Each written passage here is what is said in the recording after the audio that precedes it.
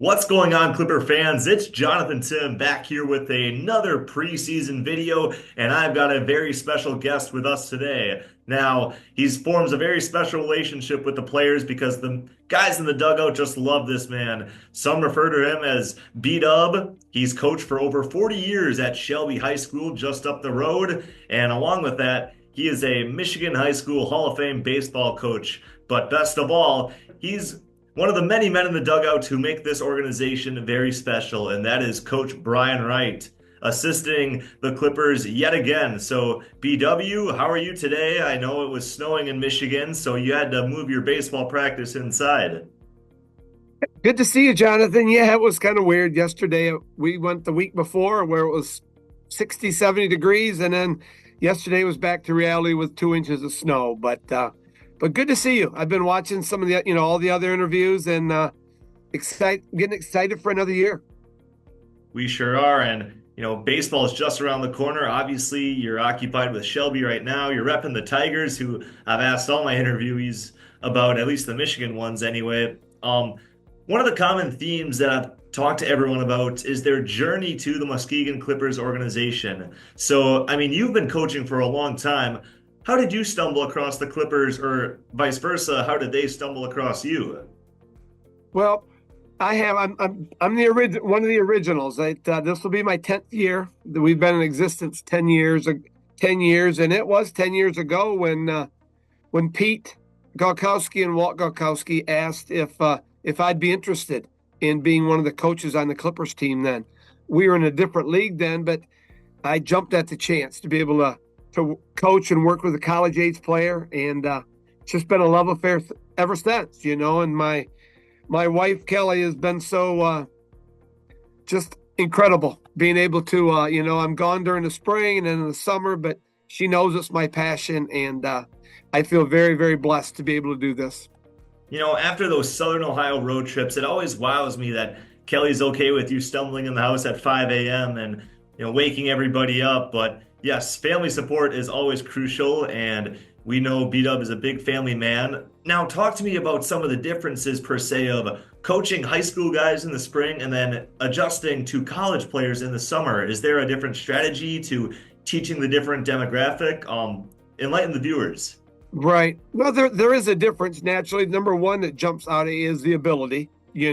I have some good players here at Shelby, so I feel pretty lucky with that. But it's just the years of experience. You take these college kids; they've been playing since they were old enough to hold a ball, and now they're doing something that it's their craft. They do it year round. It's just something that they can't get enough of. And that's kind of the pleasureness.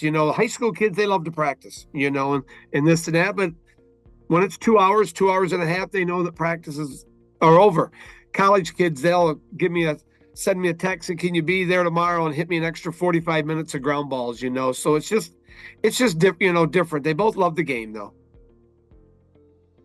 Now, let's talk about you all beginning the coaching days. So, baseball, it's like you said, it's a love affair. So, after your playing days were over, what really inspired you to get into coaching? It was funny when I was in high school. That was the one thing. Well, everybody wants to be a Major League Baseball player, but those dreams fell short. Although I did play 4 years of baseball at Grand Valley, but I just always wanted to be a teacher and coach, and didn't land that teaching job right away, substitute teaching, but I started coaching varsity baseball. It was back in 81 was my first year, and it's just something I've just loved forever, from going to clinics to watching instructional videos, and just to be able to been given this chance here at Shelby that it marked this spring is my 44th year at Shelby, and I just, I feel blessed to be able to have done that for so long. Wow. I know at the start you told me not to pick on you, but that was right around the time the Brewers last made the World Series. 1982, as a matter of fact. So before then, love to see the legacy go way back, B-Dub. Proud of you. All right, let's talk more Clippers specific now. Obviously, 10th year for you, and the guys love having you around. Describe that player-coach relationship that, it seems that so many Clippers admire you over the years, and that's got to come from a great leader with great leadership qualities. Talk to me about that bond because every year it's different guys coming in, playing the summer, and then leaving back to their respective programs. I think the one thing that I always tell I'm going to give my team is the passion and energy for the game. You know, I may be a certain age, 66, don't tell anyone, Jonathan, but it's just a number. Every day I get to go to the ballpark, I feel that I'm the luckiest guy on earth, and it's just something I always love doing. I love working with the college age kid. And it just seems like the relationships that I've built, it's the kids know that I love the game and they know that I'm here for them. I'm not here for myself. I'm here for them and just trying to make them better players and better people. And, that player coach trust and bond ultimately can sometimes translate to better performances on the football field or on the baseball diamond. Sorry, I was listening to a college football playoff podcast today, but the baseball diamond. Anyway, these last couple of years, or at least the times that I've been in Muskegon, there have been promising results. Obviously, the record-breaking season in 2023, and then last year in 2024, arriving in the championship series for the first time. I talked to Coach Fleener about it, and he said there was a pretty special moment right after the game, right when everything was clinched after beating the Monarchs in the three-game series. Now, from your perspective, describe what that moment was like. It was very special, and it was kind of funny because Logan's girlfriend Taylor was sitting right on the edge of the front row, and she had her camera going, which we certainly didn't know.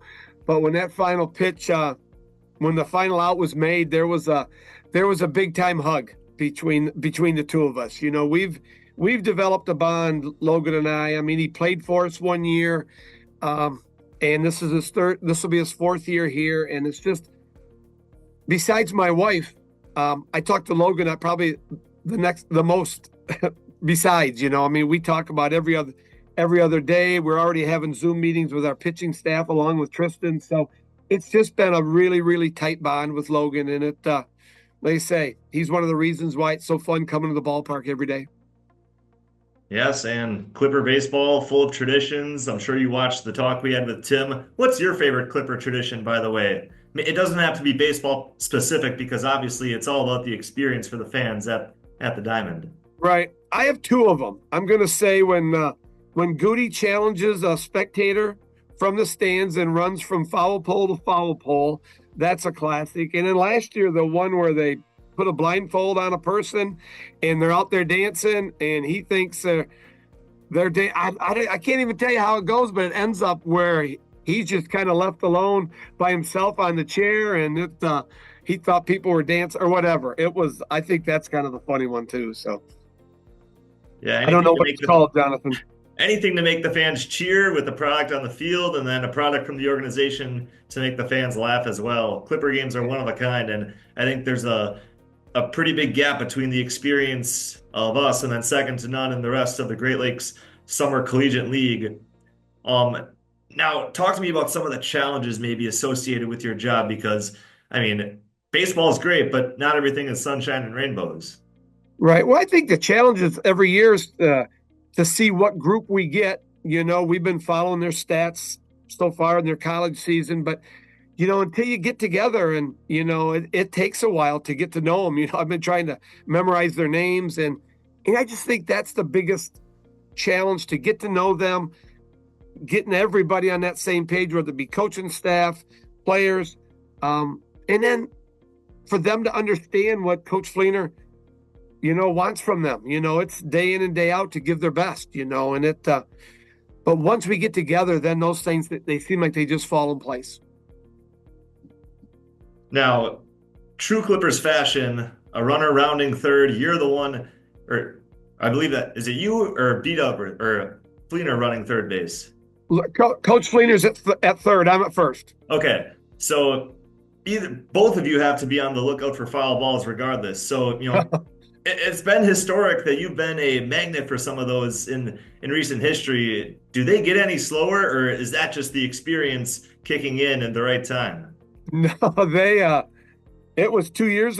2 summers ago, and you can remember that game. I don't know where we were at Cleary maybe, and I don't know what, I think it was on AstroTurf, and gosh, the player from Hillsdale. Help me with that, Jonathan. You probably can remember. Yeah, just hit a rocket at me, one bounce, and I saw it coming, and I couldn't get out of the way. I mean, I was just a dead duck, and it just hit me right in the leg. And the guys were yelling from the dugout, "Don't rub it," and I didn't, But it was, that was a line shot. I was really hoping that would be your answer for some of the challenges associated with this job. I hold my breath every time there's a rip down the first base line.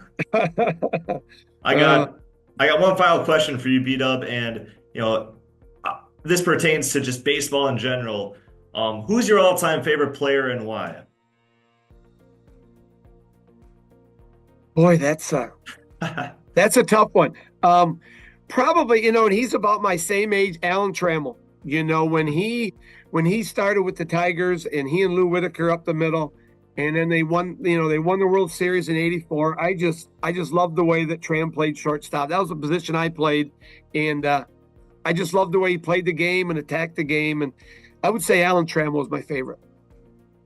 That's what I love about talking to people like you, because it feels like asking kids nowadays, it's either Trout or Ohtani, no in between. So right. That's a classic answer from a awesome Detroit Tiger fan. Hey, B-Dub, thank you for your time today, and I'm looking forward to seeing you dodge the line drives down the first base line and hopefully help coach the Muskegon Clippers to what we hope to be the first Great Lakes Summer Collegiate League Championship Series. It was great talking to you. Jonathan, I just want to say I'm really, really happy that you're coming back for your third year.